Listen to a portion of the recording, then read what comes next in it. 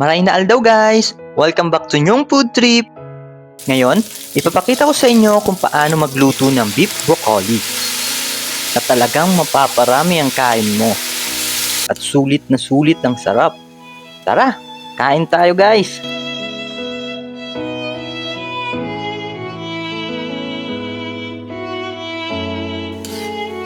Una sa lahat, i-marinate natin tong ating beef.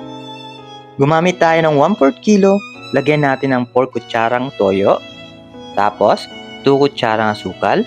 Haluin mabuti hanggang ma-coat yung beef. I-marinate natin to at least 20 to 30 minutes o kaya hanggang 1 oras para mas matagal, mas masarap. Habang nagmamarinate tayo ng beef, hiwain naman natin itong bawang dito.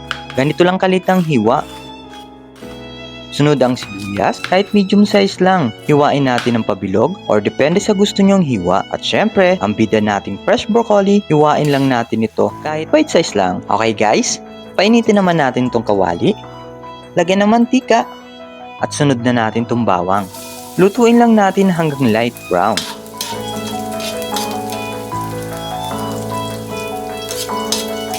Sunod ang sibuyas, lutuin lang natin hanggang lumambot ito.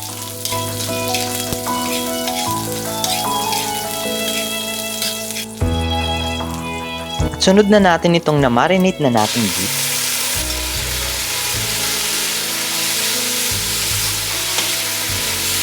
Lutuin lang natin hanggang matuyo ang sauce para sulit na sulit at manuot ang lasa.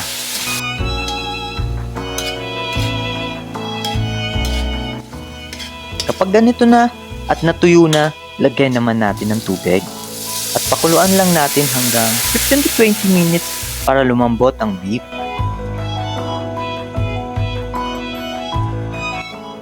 Sunod, lagyan na natin tong oyster.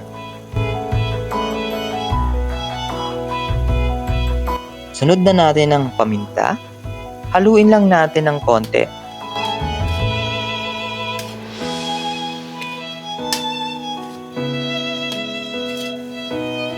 At lagay na natin itong nakakatakam na broccoli.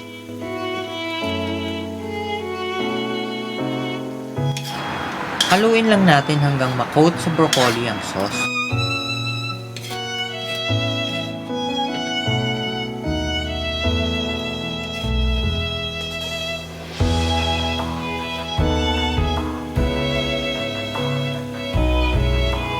Lagyan na natin ng tubig. At para din lumambot ang broccoli, lutuin lang natin ito ng 5 to 10 minutes hanggang mas lumambot pa ang beef at broccoli. Gusto ko kasi malambot din ang broccoli para sulit na sulit ang kainan. Kapag gusto nyo naman malapot ang sauce, pwede nyo rin lagyan ng cornstarch. Haluin lang natin para di mumuo sa mahinang apoy lang.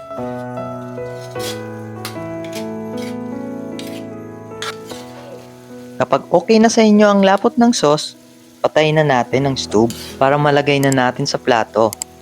Ayan, luto na guys! Kapag ganito nga naman ang luto, sigurado matatakam ka talaga at taob ang kaldero. Sulit na sulit ang pagod. Mapaparami talaga kain ko nito. Isang tingin mo lang magugutom ka talaga.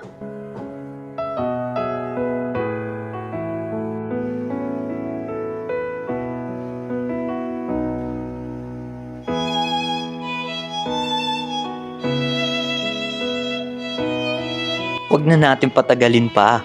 Kainan na! Si Ramsa na. Ano pang hinahalat mo? Subukan mo na ang beef broccoli. Heto ang ingredients. Kumusta guys? Nagustuhan nyo ba? Huwag nyong kalimutan mag-like, share sa mga kaibigan nyo, at mag-subscribe para hindi kayo mawalan ng mga bagong recipe. Happy food trip!